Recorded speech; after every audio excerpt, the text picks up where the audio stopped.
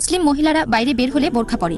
এখন সে যদি বোরখা না পরে সাধারণ সালোয়ার কামিজ পরে, পুরো শরীর ঢেকে রাখে, মাথায় ওড়না থাকে, তাহলে সেটা কি সঠিক হবে? বোন, আপনি প্রশ্ন করলেন যে মুসলিম মহিলাদের জন্য কি এটা আবশ্যিক যে সে যখন বাইরে যাবে তখন তাকে বোরখা পরতেই হবে? সে কি সালোয়ার কামিজের সাথে ওড়না পরতে পারে? বোন, এই বোরখা শব্দটা প্রচলিত শুধু এই ভারতে। আমাদের পবিত্র কোরআনের আয়াতে এটাকে বলা হয়েছে জিলবাব, একটা ওভারকোট। আল্লাহ পবিত্র কোরআনে বলেছেন সূরা আহজাব অধ্যায় 33 আয়াত নম্বর 59 যে হে নবী, তোমার স্ত্রী আর কন্যাদের বলো এবং মুমিন নারীদেরকে বলো বাইরে বের হলে তারা যেন চাদর দিয়ে শরীর ঢাকে। এটা হচ্ছে জিলবাব। এতে করে তাদেরকে চেনা যাবে আর তাদের উত্ত্যক্ত করা হবে না।